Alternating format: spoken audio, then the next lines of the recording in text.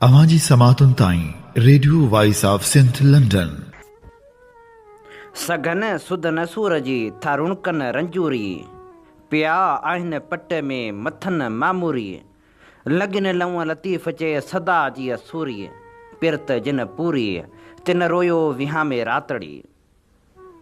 भलारे भिटतड़नि जे भलारे बैत सां मुंहिंजी आवाज़ मुसाफ़िर radio voice of Sindh London तां थी दुनिया जी कुंड कुड़च ताईं जंहिंजा बाग ॿुधी पियो उन्हनि मिड़नी महिरबाननि खे सिक भरियो सलाम शाल क़बूल पवे।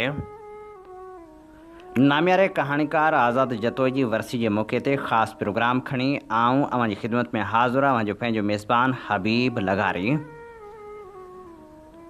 प्रोग्राम जी शुरूआति में अवल इहा ई दुआ त शाल जितो हुजो सुख सलामती सां हुजो, कॾहिं बि ॾुखियो ॾींहुं न ॾिसो।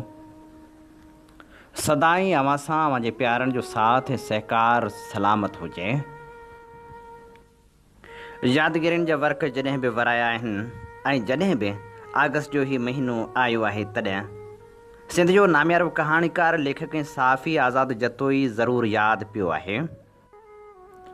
आज़ाद हुज़ूर बख़्श जतोई सिंध जो उहो सुहिणो तख़लीकार हो जंहिंसां ॼण त कहाणी जा किरदार ॻाल्हाइण लॻंदा हुआ। सहाफ़त जी दुनिया में हुन मूमल नाले हिकिड़ी अख़बार बि कढी ऐं निंढे हूंदे ॿारनि लाइ ॾियाटियूं नाले रिसालो बि कढियाईं। आज़ाद जतोई जंहिंजो जनम अल्लाह बख़्श जतोई जे घर में लाड़काणे भरिसां आबाद ॻोठ मेहरापुर में थियो।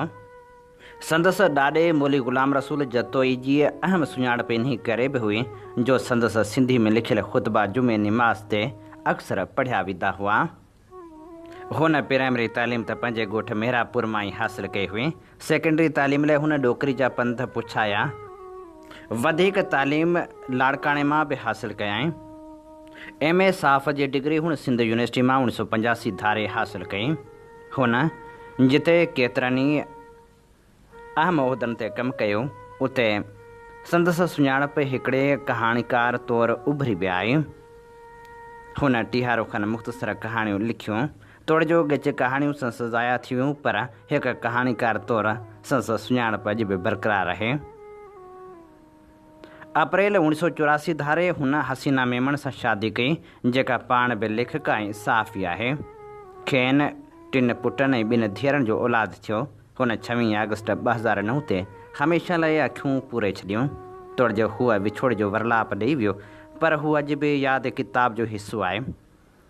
सहाफ़त जी सैरंगेज़ दुनिया जो ज़िक्र जॾहिं बि निकिरे थो ऐं जॾहिं बि कहाणीकारनि जो ज़िक्र निकितो आहे तॾहिं आज़ाद जतोई यादि ज़रूरु पियो आहे। अॼु असीं खेसि भेटा पेश करण लाइ सोच वीचार में मुख़्तलिफ़ शख़्सियतनि जो लिखणियूं अव्हांजे समातनि जी नज़र कंदासीं। सभ खां पहिरियां असीं पेश करियूं था आज़ाद हुज़ूर बख़्श जतोई जी वनी ऐं सिंध जी सुलझणी लेखिका हसीना जतोई जी ख़ूबसूरत लिखणी। इश्क कयोसीं कहर कयोसीं, इश्क कयोसीं कहर कयोसीं, जीवन पंहिंजो ज़हर कयोसीं, दिलि जे हिकिड़े दिलबर ख़ातिर दुश्मन सारो शहर कयोसीं। अॼु तुंहिंजी क़बर ते गुल ऐं अगरबत्तियूं ॿारे आयसि। पोएं साल तुंहिंजी 15वीं वरसी हुई। मज़मून लिखियो हुअमि त मतां ही आख़िरी हुजे पर अञा बि जियां पई। अॼु 26 अगस्त आहे, उहो निभागो ॾींहुं जंहिं ॾींहुं तूं विछड़ियो हुएं। अॼु तुंहिंजी 16वीं वरसी आहे। वरी पेन पनो खयो अथमि, छा लिखां? उमेदनि जो मातम करियां या बची वियल आसरनि सां ज़िंदगी गुज़ारियां? एतिरनि सालनि खां पोइ बि उमेद बाक़ी आहे त विछड़ियल साथी कंहिं मोड़ ते ज़रूरु मिलंदो। विसारण जा वस बि कजनि पर तूं पाण खे बि त पल ख़्वाबनि में न ईंदो कर। हाणे मां बि थकिजी पई आहियां। जेकॾहिं तुंहिंजे प्यार ही ज़िंदगी वठी छॾी त पोइ हीउ मिशन अध में रहिजी वेंदो। पोइ मूमल खे केरु संभाले या न मूंखे का बि ख़बर कोन्हे। हीअ तुंहिंजी मोहबत बि सम्झ खां बालातर आहे। फुआ जवानी में प्यार ऐं मोहबत जी चोट, उधमा उमंग, जज़्बनि जी छाछोल, चाह जी चिंग, बुरे थो बुरे, अखियूं आतियूं वेगाणप, उर्जे त कंहिंसां सलजे बि कीअं। न ओही न वाही, सॼो वक़्तु सौदाओ ऐं बसि ॾींहं राति तुंहिंजी तात उनखे माठो करण खां घर खां ॿाहिरि निकिरी वेंदी आहियां बिना कंहिं कमकार जे। अकेली ऑफिस में वेठी हूंदी आहियां या गाॾी में वेहंदी, ख़बर न हूंदी त केॾांहुं वञिणो आहे। अॻियां ड्राइवर पुछंदो आहे, मैडम केॾांहुं हलंदो, त छिरक भरे चवंदी आहियां कब्रिस्तान। उते पहुची पघर उघंदी आहियां, थक ऐं साही पटण लाइ कुझु देरि अखियूं बंदि कंदी आहियां। नज़ारो ॿियो थी वेंदो आहे। पहिरीं साम्हूं लॻंदो आहे, वाह मुंहिंजा मौला, तूं सभु कुझु करण वारो आहीं। मूं कॾहिं सोचियो बि न हो त जानी मूंखां जुदा थींदो। अॼु मुंहिंजे लाइ ख़िज़ा आहे, उहो गुल मुंहिंजे चमन में कोन्हे, पर हुनजी रंगत ऐं ख़ुशबू ॿारनि में ॾिसां थी। आज़ादु न फ़क़्ति मूं लाइ वक़्त खां अॻु गुज़ारे वियो, बल्कि इल्मु अदब जी दुनिया में बि वक़्त खां घणो अॻु हलियो वियो। जेकॾहिं अॼु ज़िंदा हुजे हा त पंहिंजी ॾाह जो वास घणनि खे ॾेई वञे हा। हूअ पंहिंजे इल्मु अदब ऐं साफ़ जी ख़िदमत न करे सघियो, थोरो ई कमु कयाईं, पर हमेशह तारीख़ में यादि रहंदो। मोमल जी मालिकाणी मां हुजां ऐं सॼो ॾींहुं पंहिंजे बैंक जी ड्यूटी पूरी करे मोमल ऑफिस में वेही 12-1 ताईं कम पाण ई कयाईं। बहितरीनु सोच रखंदड़ ॾुतड़ियल माण्हुनि जी भलाई लाइ हर वक़्तु आंध मांध हूंदी हुयसि। कहिड़ियूं ख़ूबियूं ऐं ख़ामियूं लिखां हीअ मूंसां विढ़ंदो त कोन हो, पर कॾहिं कॾहिं कावड़ बि ज़रूरु हो। ईअं कावड़ में ऑफिस हलियो वेंदो हो, पर मूं बि साणसि कॾहिं झेड़ो न कयो। आज़ाद, तूं कावड़ कंदो हैं, उहो ॾींहुं क़यामत खां घटि न हूंदो हो। मूंखे ईअं लॻंदो हो ॼण सॼो जहान सुरका भरे थो। वणनि मां पन छणंदे महसूसु थींदा हुआ। तूं त मूंखे परचाईंदो बि कोन हुएं, मां त मरी पवंदी हुयसि। नेठि मूंखे परचाइणो पवंदो हो। जेतिरो प्यारु कंदो हो ओतिरो अना बि हूंदी हुयसि। भला एतिरो प्यारु छो कंदो हुएं? हुनजे साथ ऐं सान जी ख़ुशबू सुरहाण वांगुरु अॼु बि महसूसु थिए थी। राति सारी चंड भाकुर में हुयो, दिलि जे आगुर में अञा सोजरो। आख़िरी मुलाक़ात जा अक्स बि अञा ई अंदरि में बीठा आहिनि। तुंहिंजे हथ मुंहिंजे हथ खे मज़बूती सां पकड़ियो, ॼण तूं चवंदो हुजीं त सभु तोखे पावर ॾेई थो वञा, तूं सची रहिजांइ। प्यारा आज़ाद, ख़बर हुजे हा त मूंखे छॾे थो वञे त तोखे खिलायां हा, तोसां केतिरियूं ॻाल्हियूं करियां हा। तूं कुझु चवणु पिए चाहियो, पर तुंहिंजो हथु मुंहिंजे हथ मां छॾाइजी वियो। मां अकेली हॉस्पिटल में चरियुनि वांगुरु ॿारनि खे फ़ोन पे कया। मुंहिंजो बि आवाज़ु निड़ी मां न पे निकितो। रब जी रज़ा ते राज़ी रहंदे हिमत न हारियमि। मोमल जी ऑफिस संभालियमि। शुरूआती ॾींहंनि में ॾाढी रोअंदी हुयसि। ऑफिस में केर बि आज़ाद जो ज़िक्र कंदो हो त लुड़क अखियुनि जा बंदि टोड़े निकिरी पवंदा हुआ। ॾुखनि खे ॼण ते इश्तिहार ठाहे गले में विझी छॾियो हुअमि। मूं ॾिठो त ॾुख त मुंहिंजा आहिनि। जीअं भिटाई फरमायो त अंदरि इहे अहंज साढ सुखाऊं करे, उहे विरहाइबा कीन आहिनि। थी सघे थो मूंखां वधीक कंहिंखे ॾुख हुजनि। माण्हू बीठो आहे त पहाड़ खां वधीक मज़बूत आहे, जे किरंदो त कपह जी पूणी जीअं हूंदो आहे। सो इंसानु पंहिंजे वस में बिल्कुलु न आहे। का ताक़त आहे जेका अंदरूनी काइनात खे का तरतीब ॾिए थी ऐं हलाए थी। मां बि पंहिंजा ॾुख अकेलाई में ख़ुदा सां शेयर कंदी आहियां। पंहिंजे अंदरि जो दर्द मालिक दूरि कंदो आहे। हर माण्हू ॾुखायल आहे। मूंखे त माण्हुनि जा टहक बि अजाया लॻंदा आहिनि। मां त उन ॾींहं खां वीरान थी वियुसि जंहिं ॾींहुं आज़ाद खे ज़ियाउद्दीन हॉस्पिटल वठी वियुसि ऐं हू मौत जे हवाले थी वियो। हीअ मज़मून लिखंदे वक़फ़े सां किचन जो कमु बि करे पिया आयुसि। ॿारनि खे चांहि बि ठाहे ॾिनमि। काफ़ी देरि ताईं पंहिंजे बेडरूम में मज़मून वेठे लिखां त वॾो पुटु आयो। तमी छा पिया करियो? ॿुधायोमांसि त तव्हांजे बाबा जी वरसीले मज़मून पे लिखां। तूं कुझु पंहिंजे बाबा जूं यादगिरियूं ॿुधाए त चवणु लॻो त मां त तव्हांखे ॾोह ॾींदुसि। मुंहिंजो बाबा चङो भलो तव्हां हथ सां मारायो आहे। ग़लति इलाजु थियो या छा थियो असांखे ख़बर न पई। वॾे पुट जे जुमिले मुंहिंजे हथनि में ॾकणी पैदा करे छॾी। अखियुनि मां ॻोढ़ा वही निकिता। मुंहिंजे मुठ मां पेन छॾाइजी वई। ॻोढ़नि पूरो लिखियलु पेज पुसाए छॾियो। 16 सालनि जो दर्द ॿीहर उथली पियो। सम्झ में न पिए आयो त हाणे छा लिखां। उन दौरान ॿ नंढा पुट बि कमरे में आया। उन्हनि बि साॻियो सुवालु कयो। उनखे बि का यादि पुछमि। विच वारे पुटु चयो त अमी, मूंखे अबू जी हयाती जे आख़िरी महीने में मुंहिंजी तबियत बि ख़राबु थी पई हुई। आऊं 13 सालनि जो ऐं मतारो हूंदो हुअसि। बाबा अस्पताल वठी वियो त हुन मूंखे पंधु न करायो हो, पाण खयो हुआईं। नंढे पुटु मूंखे चयो त हा मी मूंखे यादि आहे त अबू मूंखे जेका आख़िरी शॉपिंग कराई हुई मेहराण शॉपिंग सेंटर क्लिफ्टन मां, उहो ॾींहुं मूंखे यादि आहे। अबू असांखे हर वक़्तु यादि आहे। उन्हनि खे कीअं तूं विसारे सघिजे। धीअरनि जूं शादियूं करे छॾियूं अथमि। हूअ पंहिंजे घरनि में ख़ुशि आहिनि, पर फ़ोन ते उन्हनि बि पुछा कई त मां अॼु फ़ोन न कई अथव। जेके बि मूं आर्टिकल लिखिया आहिनि उहे ऑफ़िस में लिखंदी आहियां। धीअरनि खे बि चयमि त तव्हांखे पंहिंजे बाबा जी वरसी यादि आहे। उन्हनि बि चयो त अमी असीं अबू जी वरसी 4 रमज़ान ते बि कंदा आहियूं ऐं 26 अगस्त ते बि। वॾी धीउ चयो त अमी मूं बि बाबा जी वरसी लाइ 2 टे मज़मून लिखिया आहिनि। मूंखे त बाबा जो उहो ॾींहुं नथो विसरे जंहिं ॾींहुं मुंहिंजी सालगिरह हुजे। मूं पंहिंजे स्कूल जूं छोकिरियूं घुरायूं हुयूं ऐं बाबा ऑफ़िस मां घर आयो। मूं बाबा खे कंहिं कुझु ॿिनि शयुनि जी फरमाइश कई।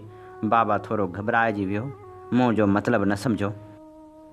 पर बाबा फ़ौरन तव्हां खां पैसा वठी सालगिरह जो केक ऐं मिठाई वठी आयो। शायदि बाबा वटि पैसा कोन हुआ। पोइ मूंखे प्यार सां सम्झायईं त पुटु हिकु ॾींहुं पहिरीं ॿुधाई हा त सुठे नमूने तुंहिंजी सालगिरह कयूं हा। हीउ छो जुदा थियो? ऐं मालिक तूं कुझु त ज़िंदगी ॾींस हा। पर छा कजे, शेख अयाज़ जे सिटनि वांगुरु त जीअण थोरा ॾींहड़ा, कहिड़ो कूड़ चवां, मुर्की मच पवां, साथ निभाए सच सां। अवां जी समातुनि ताईं radio voice of Sindh London.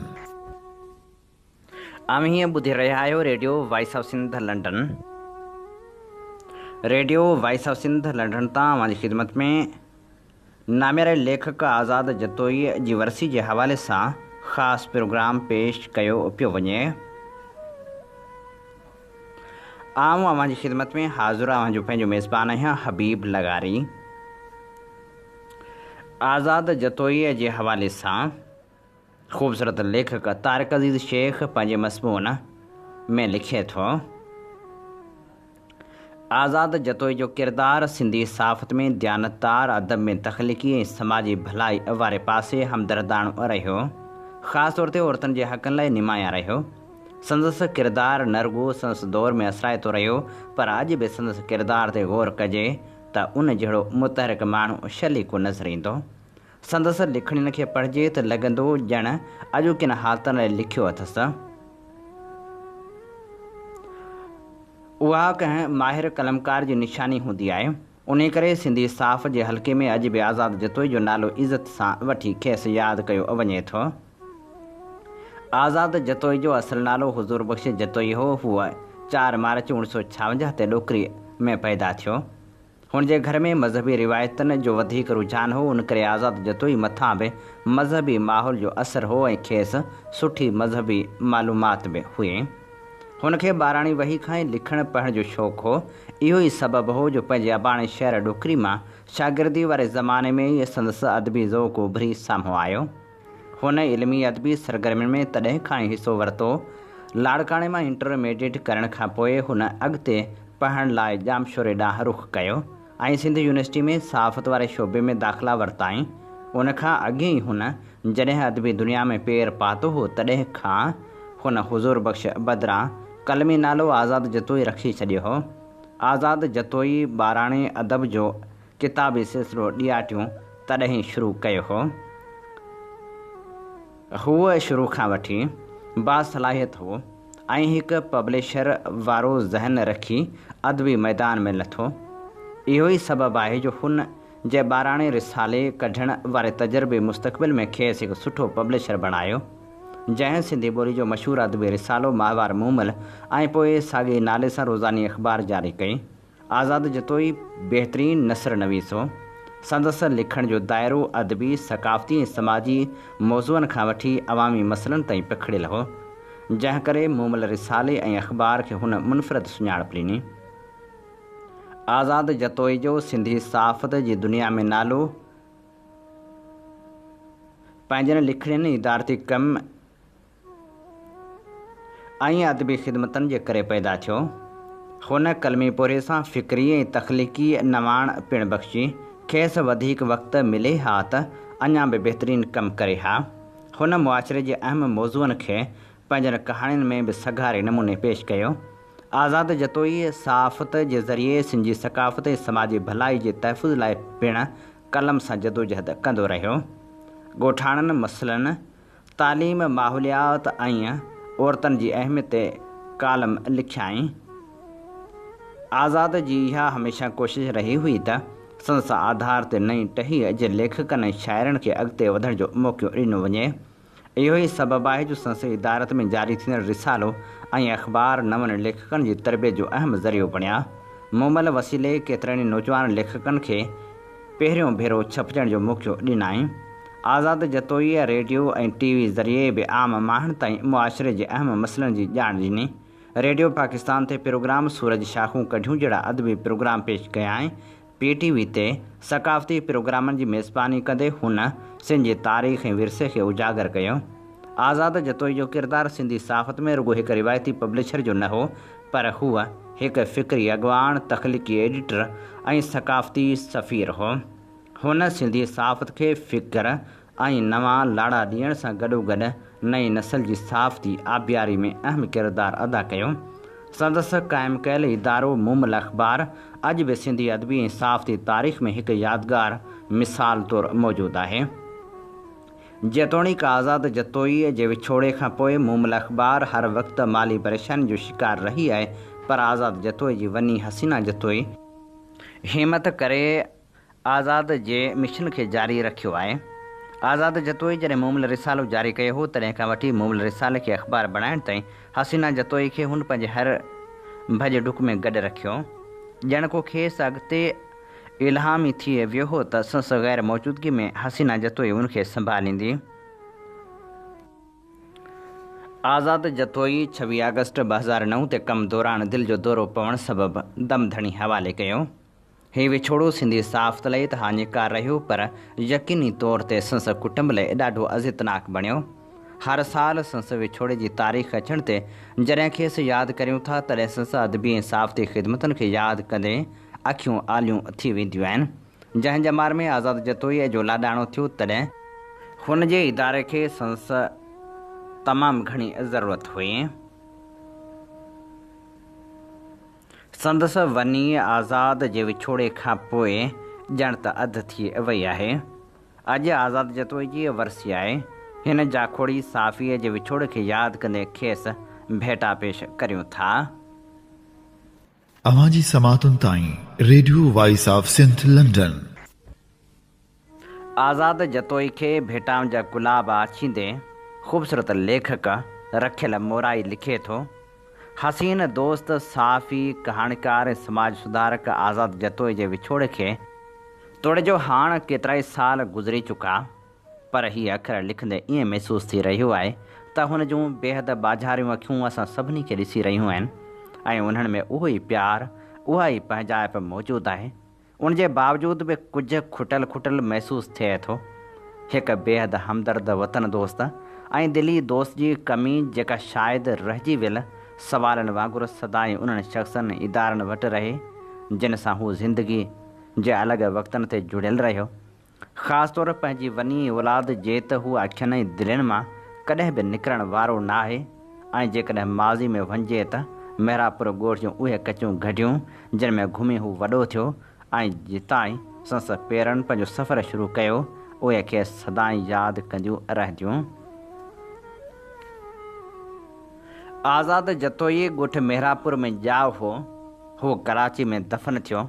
जेकॾहिं उहो फ़ैसिलो संदसि हो त उन पुठियां हुन पंहिंजे औलाद खे इहो हक़ ॾियणु चाहियो हूंदो त हू कॾहिं बि इहा दावा करे सघनि त हीउ शहर यानी कराची असांजो आहे, छाकाणि त हिन शहर में असांजे अबनि ॾाॾनि जा हॾड़ा दफ़न थियल आहिनि। अहिड़ी दावा जेकॾहिं आज़ाद ख़ुदि पंहिंजे लाइ करे हा त मुनासिबु न हो, पर सचपच हूअ कराची में दफ़न थी हिन शहर ते पंहिंजे शहर हुजण जी साबिती ॾेई वियो। जीअं जमाल अबड़े साहिब, कमर शहबाज़, ताजल बेवस, नूरुद्दीन सरकी ऐं हाणे शमशेर उल हैदरी कयो आहे, आज़ाद वटि अहिड़ो शऊर उन उमिरि खां हो जंहिं उमिरि में हूअ 10 क्लास में पढ़ंदो हो। हूअ उन उमिरि में बि फ़क़्ति निसाब जा किताब पढ़ंदड़ हो, पर सिंध जा अक्सर अदबी ऐं सियासी रिसाला असां संदसि घर तोड़े उताक वारे कमरे में न रुगो ॾिसंदा हुआसीं, पर पढ़ंदा बि हुआसीं। आज़ादु जतोई तॾहिं हुज़ूर बख़्शियो ऐं पंहिंजे उमिरि जे छोकिरनि में ज़हीन नौजवान हो, छाकाणि त इल्मु संदसि विरसो हो जेको खेसि मिलियो हो। संदसि वालिद साईं अला बख़्श जतोई ख़ुदि हिकु उस्तादु हो, उन करे हुन पंहिंजे पुटनि खे बि पढ़ायो। उन दौर में आज़ादु सियासत ॾांहुं लाड़ो रखियो, पर बिना घटि। संदसि ज़हन जी तेज़ी खेसि घणो अॻिते वठी आई। हुन लिखणु शुरू कयो, कुझु साफ़ती ऐं कुझु तख़लीक़ी, जंहिंखे गॾे संदसि वञी भेण हसीना आज़ादु जतोई किताबी सूरत में छपाए संदसि लाइ महफ़ूज़ करे छॾियो आहे। जेतोणीकि हुन किताब मां आज़ाद जी शुरूआती अधु उमिरि गुम आहे, पोइ बि हिन किताब जी सूरत में आज़ादु यादि रखियो वेंदो। शायदि लिखण वारा मुसलसिल ईअं लिखंदा रहनि, पर मां शख़्सी तौरु सम्झां थो त आज़ाद खे पंहिंजे समाजी ऐं हमदर्द तबियत करे बि यादि रखियो वेंदो। सिंधी सहाफ़त में, सिंधी अदब में हुनजो हिसो मुमल रिसाले ऐं मुमल अख़बार जे हवाले सां यादि रहंदो।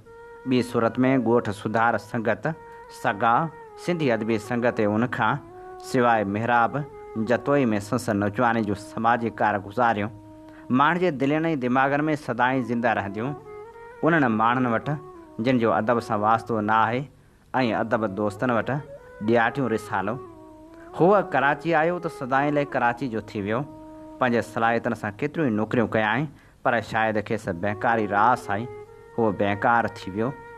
बज़ाहिर हुन बैंक जहिड़ी ॾुखी नौकिरी कई, पर संसां अंदर में वेठल लेखक जो उते साह मुझणु लॻो त हुन मुमल माहवार रिसालो शुरू कयो। ईअं आहे त भेण हसीना साणसि बांह ॿेली रही, पर औरत लाइ ॿारनि बचनि जो कमु कार ई एतिरो घणो थिए थो जो उन मां वक़्तु कढणु ॾुखियो बणिजी थो वञे। माहवार मुमल मां ॾिहाड़ी अख़बार जो रूप वरितो, जंहिंमें आज़ादु पंहिंजो मुस्तक़बिल थे ॾिठो ऐं हू शायदि पंहिंजी नौकिरी तां रिटायर थियण खां पोइ बि पाण खे मसरूफ़ रखण लाइ इहा मनसूबाबंदी कंदो हुजे, पर पंहिंजे मुस्तक़बिल खे ॾिसण वारियूं उहे सभा जूं अखियूं वक़्त खां अॻु में ई बंदि थी वियूं ऐं एतिरो अचानक बंदि थी वियूं जो पतो ई न पइजी सघियो। संदसि वफ़ात जी ख़बर एतिरी तकड़ी ऐं बेवक़्तायती पहुती जो उन अखियुनि खे ई सुन करे छॾियो, जिन मां ॻोढ़ा बि ॻड़ी न सघिया। ऐं जॾहिं संदसि सार आई त अखियुनि मां बूंदनि बस थियण जी न कई। संदसि घणनि ई दोस्तनि जूं अखियूं अॼु ताईं खेसि ॻोल्हींदियूं आहिनि, ऐं जॾहिं हू नज़र न ईंदो आहे त उहे अखियूं आलियूं थी वेंदियूं आहिनि।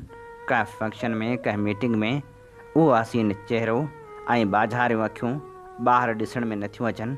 हा, हूअ दिलि में महफ़ूज़ आहे। संदसि सुभाउ मिलणु जुलणु, घणो वक़्तु फुल सूट में हुजणु, दोस्तनि सां हमदर्दी कंदड़ रवियो सभु कुझु यादि रहंदो। ऐं अदब में संदसि कहाणियूं अलॻि लेख, माहवार रिसालो मुमल ऐं पोइ ॾिहाड़ी वारा अख़बार मुमल, ऐं ईअं हुन पंहिंजे हिसे खां कुझु वधीक ई कमु कयो। तोड़े जो संदसि पढ़णु त साणसि गॾु मिटी में दफ़न थी वियो, पर संदसि लिखियलु सभु कुझु असां वटि अमानत तौरु रहंदो, जेको सदाईं जहिड़ो रहणो आहे तेसिताईं जेसिताईं असीं सभु आहियूं। हीअ धरती आहे ऐं हीअ ॿोली आहे। नामियारो कहाणीकार जहांगीर अब्बासी लिखे थो, अदबी खेत्र मंझि आज़ादु जतोई जी सुञाणप जो बुनियादी हवालो कहाणीकार वारो आहे, पर साॻे वक़्तु हूअ नसरनिगार, कालम नवीस, सहाफ़ी, रेडियो टीवी कंपेयर, समाज सुधारक बि थी रहियो। संदसि लिखियल कहाणी जो तइदादु 50 जे लॻभॻि आहे, जेके माहवार, हिलाल पाकिस्तान, इबरत, मेहराण, सान्याह ऐं ॿिनि रिसालनि में शाया थियूं। हुन जे हमअसर लेखकनि कहाणीकारनि में इब्राहिम ख़ुश्क, शाबान विस्तड़ो, अकबर सुमरो, खादम बुघियो, फारूक सोलंगी, अहमद अली, साबिर चांडियो ऐं मंसूर कोहियार वग़ैरह आहिनि। पर आज़ादु पंहिंजे उसलूब सां कहाणी खेत्र में पाण मञाइण जी कई, जंहिंमें खेसि घणे भाङे कामयाबी बि मिली, पर हू पंहिंजनि बदिलजंदड़ मुआशी हालतुनि सबबि अदब में मुस्तक़िल तौरु कहाणियूं लिखंदड़ कहाणीकार न बणिजी सघियो। इहो ई कारण आहे त आज़ाद जो कहाणीकारनि मंझि ज़िक्र न थियणु बराबरि रहंदो आयो आहे, जेका आज़ाद सां सरासर नाइंसाफ़ी सम्झां थो। एसिताईं जो लाड़काणे ज़िले जे हवाले सां कुझु इदारनि पारां तरतीब ॾिनल कहाणीकारनि वारनि किताबनि में बि आज़ाद जतोई जो को बि हवालो या ज़िक्र नथो मिले, न वरी खेसि कंहिं बि अदबी फोरम पारां अॼु ताईं खेसि यादि कयो वियो आहे, जंहिं सिंधी अदब खे टे टुका मां वरी मोटी ईंदुसि, जीअण नाहे वस वॾा माण्हू ऐं ॿियूं केतिरियूं यादगार कहाणियूं ॾिनियूं आहिनि। आज़ाद जतोई सिंधी अदब जी ख़िदमत कंदे मुसलसल 10 सालनि ताईं माहिवार अदबी रिसालो मूमल शाया कयो, जंहिंखे पोइ रंगीन अख़बार मूमल में बदिलायो, जेका संदसि वनी हसीना जतोई साहिबा जी निगरानी में अॼु बि शाया थिए थी। आज़ाद जतोई अदबी दुनिया में लिखण जी इब्तिदा पंहिंजे स्कूल वारे ज़माने खां कई ऐं उन दौर में डोकरी हाई स्कूल में डॉक्टर दुर मोहम्मद पठान ऐं रिज़वान उमराणी जहिड़ा खेसि उस्ताद मिलिया। हूअ डॉक्टर दुर मोहम्मद खां ग़ैर मामूली तौरु मुतासिर थियो ऐं हुनजो लाड़ो अदब ॾांहुं वरियो। ॿाराणे अदब जे हवाले सां रिसाले ॾियाटियूं जा कुझु शुमारा बि शाया कयाई। हुन लिखण जी शुरूआति नसर में कहाणियुनि सां कई। संदसि शुमार 70 वारे ॾहाके जे कहाणीकारनि मां थिए थो, पर दुरुस्त माना में हुनजे अदबी ऐं साफ़ती ज़िंदगी जी इर्तिका कराची अचण बाद थी। हीअ असीं भेटाउनि जा गुलाब अचे रहिया हुआसीं नाम्यारे साफ़ी कहाणीकार ऐं लेखक आज़ाद जतोई खे। इन ते ई पंहिंजे मेज़बान हबीब लगारी खे इन साॻी दुआ सां ॾींदा इजाज़त। वसे भिट तुंहिंजी भलारा सदा सदा देस परदेस सारा वसन, कॾहिं सींद सिंध जी न मेरी थिए, कॾहिं मोड़ कंहिंजा न मुरझाए अचनि। अवां जी समातुनि ताईं radio voice of Sindh London